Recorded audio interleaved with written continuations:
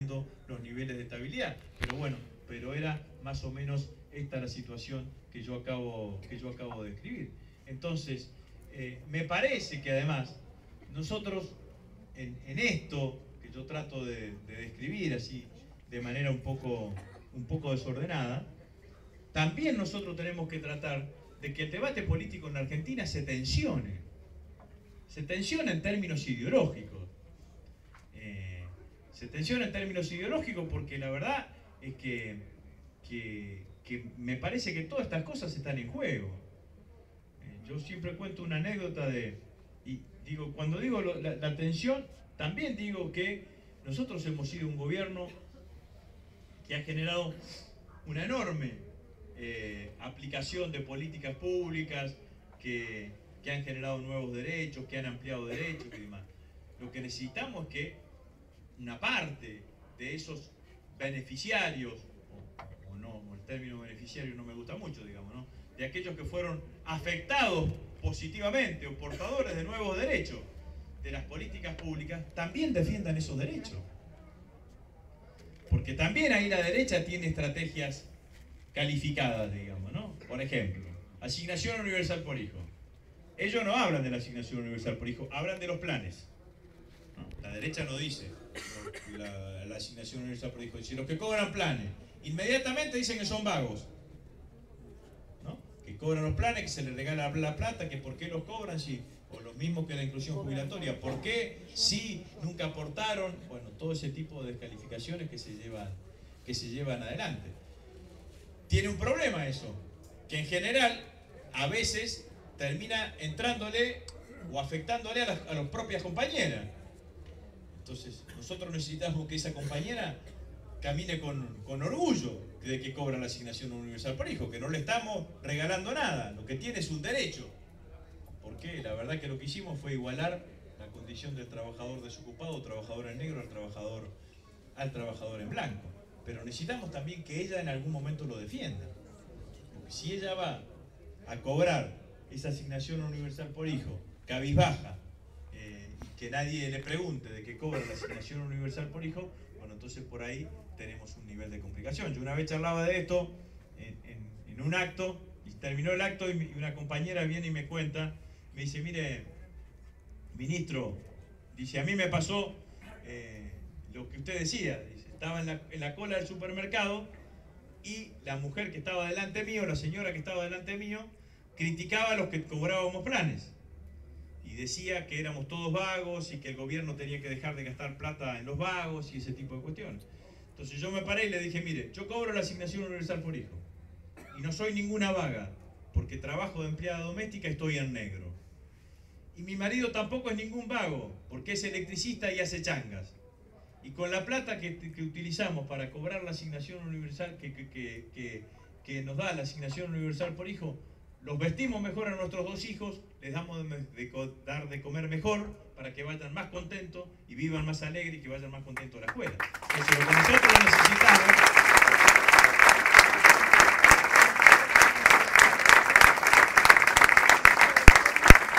es que ese compañero, que esa compañera y esos ejemplos se multipliquen.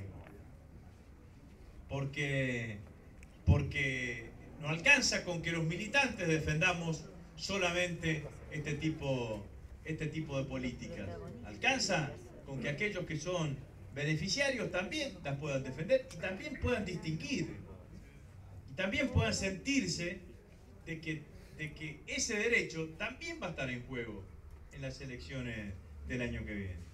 Los compañeros sindicalistas, acá veo algunos de ellos, saben que las convenciones colectivas de trabajo en los 90 no se suspendieron, pero paritarias no se aplicaron nunca. Que el Consejo del Salario Mínimo tampoco se eliminó, pero no se lo convocó nunca.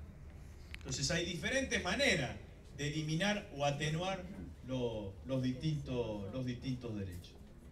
Y yo creo que nosotros tenemos una gestión enormemente rica, digamos, ¿no? A la hora de poder defenderla, Yo le decía recién también, al principio de la charla, que yo creo que hay que ponerle escala humana a la gestión, digamos, digamos, ¿no? Hay que ponerle el rostro, digamos, ¿no? Porque es enorme lo que hemos hecho, ¿no? Yo digo, siempre comento, me imagino una pequeña historia, ¿no?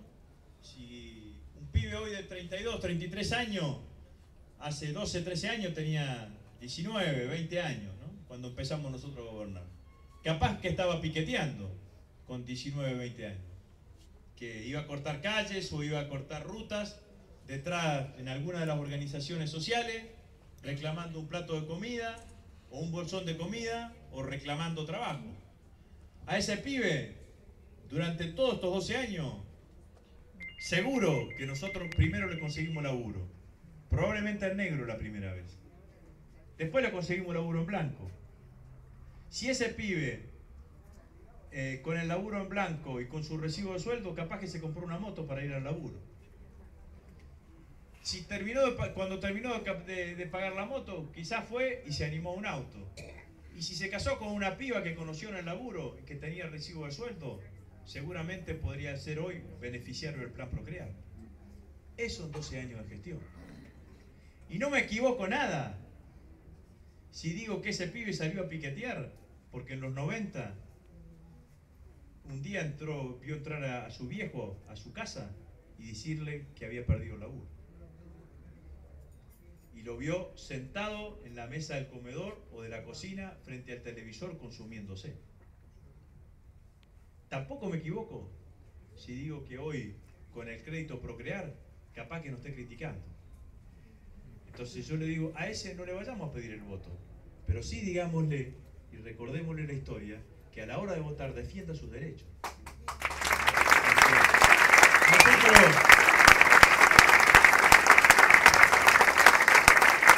Nosotros lo que necesitamos fundamentalmente, compañeras y compañeros, es esto. Lo que necesitamos es que los argentinos en las elecciones de octubre, 25 de octubre, me parece que son del 2015, no vayan a votar, como me decía mi abuela, de cuerpito gentil, ¿viste? Cuando decía que alguien va despreocupada por la vida, digamos, ¿no? Que le da lo mismo votar a uno para el otro. Que vote quien quiera, pero que sepa que no es lo mismo. Porque no va a ser lo mismo. Nosotros nos pusimos enormemente contentos fue una felicidad colectiva, digamos, ¿no? El encuentro de Estela con su nieto, con Guido Ignacio, ¿no? Yo me acuerdo en esos días, un periodista me preguntaba en un reportaje radial, me decía, bueno, con esto que se generó de la unanimidad, que es cierto, digamos, ¿no? Porque hubo un consenso bastante unánime alrededor del hecho. Una madre de Plaza de Mayo en Mar del Plata, en un acto que tuve, me decía, dice, yo siempre creí que solamente el fútbol iba a generar esta unanimidad en los argentinos y esta vez siento que es otra cosa. Bueno, yo creo que sí, que es cierto que hubo un consenso bastante generalizado de unidad entre todos los argentinos. Bueno, entonces un periodista me dice, bueno, dice, con esto nos quedamos tranquilos, digamos, ¿no? Porque en realidad, si hay este nivel de unanimidad, cualquiera sea el gobierno que gane el 10 de diciembre del 2015, va a mantener la misma política de derechos humanos. Le dije, bueno, le digo, quedémonos tranquilos, pero por las dudas no cambiemos de gobierno. Porque nosotros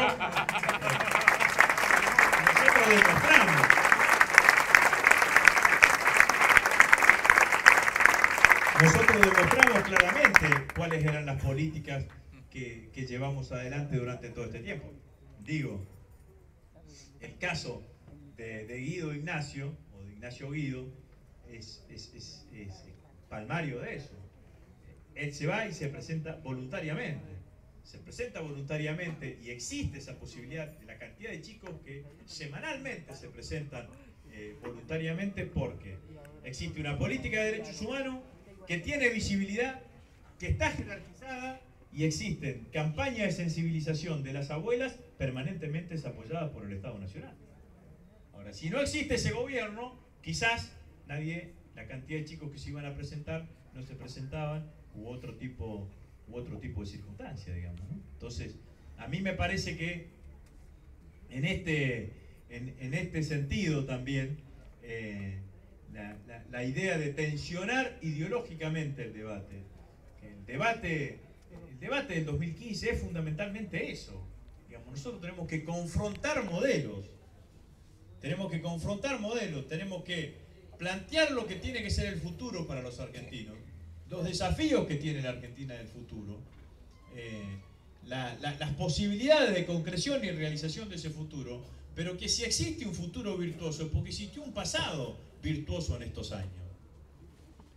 Y en ese escenario, es el escenario donde nosotros podemos dar un debate que sea claramente distinto.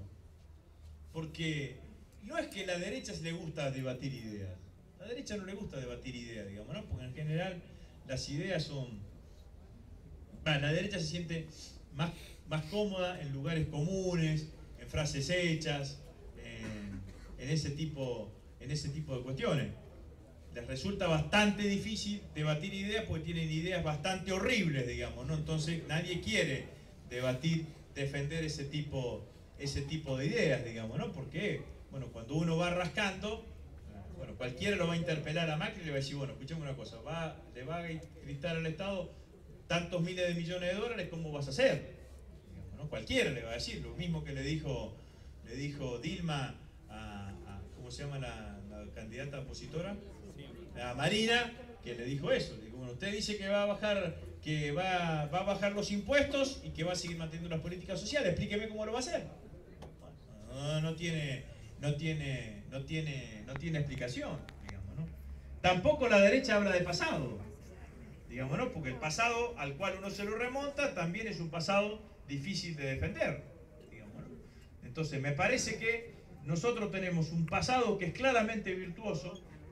Es un pasado que tenemos que contarlo en términos de escala humana, en términos de llegar a los argentinos a los cuales le hemos modificado la vida. No es muy difícil, digamos, ¿no? Uno tiene que agarrar, cerrar los ojos y decir, bueno, ¿cómo estaba en el 2003? ¿Cómo estoy ahora? Eso es lo que tenemos que lograr que haga un argentino. ¿Cómo estaba mi familia? ¿Cuántos de mi familia laburaban en el 2003? ¿Cuántos de mi familia laburan ahora? ¿Qué posibilidades tenía de ir a cualquier lugar en que esté representado el Estado? ¿Qué respuesta tenía en ese momento y qué respuesta tengo ahora? En todos estos años, ¿cuántas veces me fui de vacaciones? Y los últimos 10 años anteriores, ¿cuántas veces me fui o no me fui?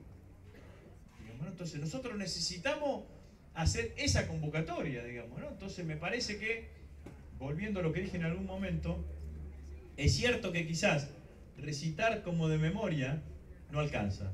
Bueno, hay que resignificar eso. Hay que resignificarle y darle dimensión humana. Vuelvo a decir algo que dije. Uno no gobierna para las estadísticas, gobierna para cambiarle la vida a Juan, a Pedro, a Mario, a Rubén, a Marta, a María. A todos ellos uno busca para cambiarle la vida.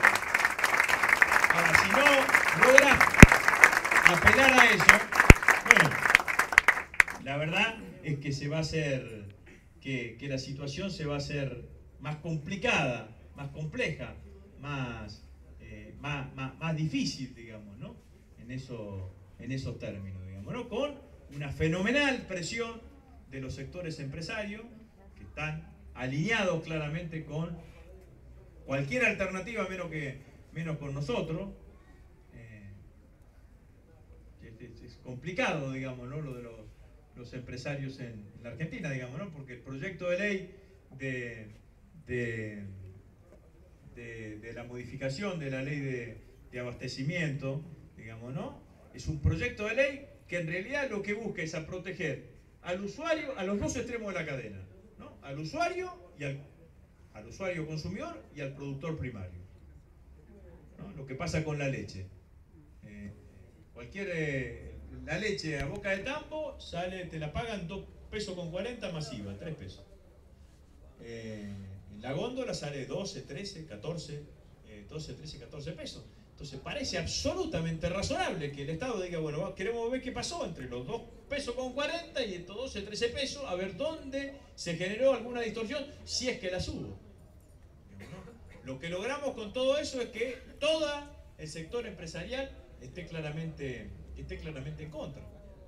Bueno, la verdad es que si no tendrían problemas, no estarían tan en contra, digamos, ¿no? Si no tendrían ninguna práctica desleal, Si vos haces las cosas bien, ¿de qué tenés que preocupar? Con que alguien venga y mire lo que estás haciendo. Es mentira que nosotros queremos intervenir en las empresas, demás.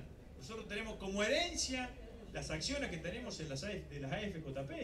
La verdad que no nos interesa, no nos sirven para nada. Hasta acciones en Clarín tenemos. ¿Te imaginas para qué nos sirven, digamos, no? Las acciones en el sector empresario. Pero el sector empresario salió, bueno, en realidad, lo cierto es que tenemos una economía fuertemente concentrada, tenemos una economía que genera situaciones de distorsión a partir de posiciones dominantes. Yo el otro día, porque este también es un debate que tenemos que dar, digamos, ¿no? ¿Quién genera la inflación en la Argentina? ¿Nosotros la generamos? ¿El Estado genera la inflación en la Argentina? ¿O el que aumenta los precios? Que nosotros llamamos a los empresarios y decimos, che, mirá que vamos a aumentar los salarios y aumentar los precios. No hacemos eso nosotros. La inflación en la Argentina la generan los propios sectores empresarios, que se aprovecharon de una situación de aumento permanente de la demanda agregada durante todos los años. ¿Qué es la demanda agregada? Es 6 millones de puestos de trabajo, paritaria durante todos los años, asignación universal por hijo, inclusión jubilatoria. Todo eso es un incentivo para el consumo. Movilidad jubilatoria, todo eso es un incentivo para el consumo. Esa demanda agregada genera un aumento de la oferta. Ese aumento de la oferta se puede resolver de dos maneras. O aumentar la cantidad de bienes y servicios o aumentar el precio unitario de esos bienes y servicios. Entonces, hubo momentos en donde se aumentó la cantidad de esos bienes y servicios. Y hubo momentos en donde esos mismos empresarios, en lugar de aumentar la cantidad de bienes y servicios, aumentaron el precio unitario de esos bienes y servicios. Y la demanda agregada constante convalidó ese tipo de aumento. Bueno, entonces, yo el otro día lo escuchaba a Gaby en la Bolsa de Comercio, el presidente de la Bolsa de Comercio decía ajuste por inflación de los balances. En realidad lo que están diciendo es que quieren pagar menos impuestos a las ganancias, digamos, ¿no? Porque ajustan por inflación, digamos, ¿no? Ajustan sus gastos por inflación. Entonces, la verdad que yo lo escuchaba y me daban ganas de decir, escuchame una cosa, ustedes generan la inflación, no quieren que lo controlemos y encima quieren pagar menos impuestos de ganancia para que le ajusten sus gastos por la inflación que ustedes mismos generan. Entonces, ¿cómo es la ecuación económica en la Argentina? Entonces ellos te dicen, no, el problema es el gasto del gobierno, digamos, ¿no? La emisión del gobierno, el gasto del gobierno. Entonces, ¿qué te dicen? Gastá menos. Entonces, si vos gastás menos, tenés menos consumo, lo que dije anteriormente. Si tenés menos consumo, vas a tener menos ocupación. Si tenemos menos ocupación, mayor tasa de rentabilidad del sector empresario. Entonces, claro, es un desafío. Hay que estar, hay que ponerse y dar el debate. Pero la verdad es que imputarle al gobierno las condiciones para que en la Argentina exista inflación, la verdad es que, ¿por qué? ¿Por qué? Es la pregunta que uno se tendría que hacer claramente, digamos. Y me parece que ahí nosotros también tenemos que dar el debate, digamos, ¿no? Porque el debate es tratar de ponerlo al otro en la situación donde tenga que explicar y que no sea un cliché. Digamos, ¿no? Entonces, la inflación hay que bajar la emisión. La verdad que no es así. No es que se pueda emitir indefinidamente, pero no es el causante básico de la inflación, la emisión. Hay alrededor de la inflación una puja distributiva que los sectores empresarios, mientras nosotros con los aumentos de salario convalidábamos que esa puja distributiva se caiga, digamos, la aguja, por decirlo de alguna manera, del lado del trabajo, ellos con los aumentos de precios trataban de que la puja distributiva se vuelva a caer del lado del capital.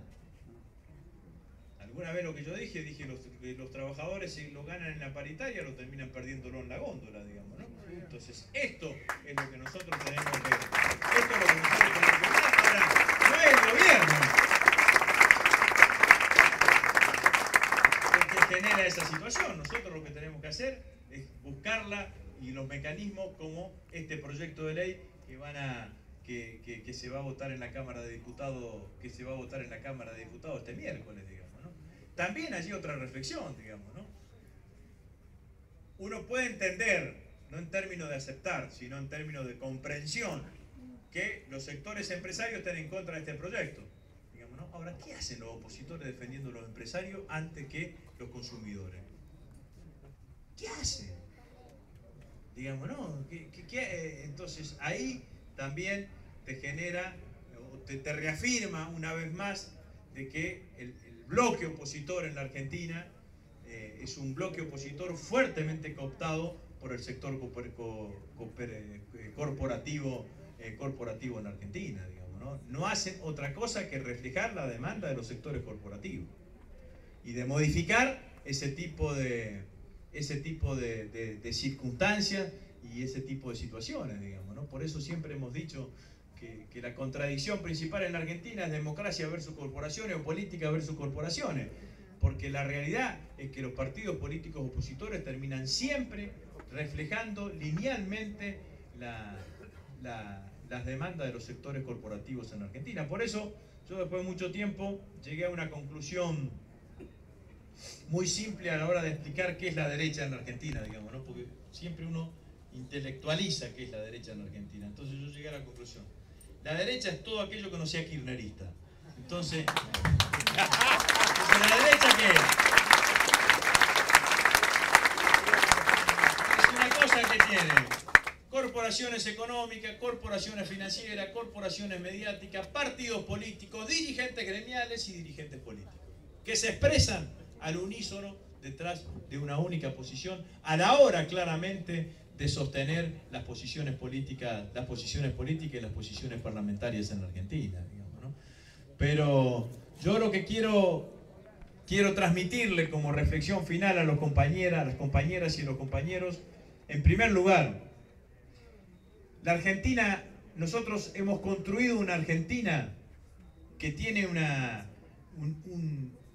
que es virtuosa en su construcción en sí misma, pero no solamente por lo que hemos construido, sino porque nos dejó en un horizonte de futuro claramente virtuoso.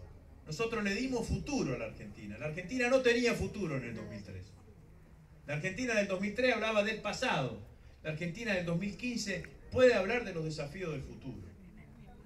Era una discusión sobre lo que había pasado y sobre que no vuelva a pasar lo que nos había pasado, la del 2003. Tuvimos durante todos estos años resolviendo los problemas que otros habían generado. El problema de la deuda es un problema heredado por nuestro gobierno. No es un problema nuestro. Es un problema. El problema de la concentración económica es un problema heredado. Nosotros hemos trabajado con leyes, con propuestas y demás para disminuir los niveles de concentración económica. Pero problemas había en el 2003. Ahora lo que hay son desafíos.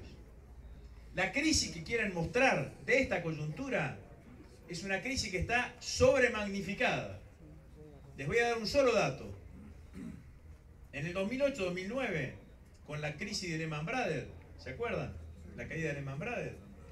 La Argentina llegó a tener 150.000 trabajadores del sector privado dentro de los programas de reconversión productiva. Los programas REPRO son los programas en donde el Estado Nacional paga un pedazo del salario del trabajador del sector privado con el compromiso de que ese empresario o que esa actividad no despide, no genera ningún tipo de despido. Hoy tenemos, hace una semana, que fue el último dato que tengo actualizado, solamente 30.000. O sea que si uno lo mira desde el punto de vista del empleo, tenemos 5 veces menos crisis de la que teníamos allá en el 2008, en el 2008 y el 2009.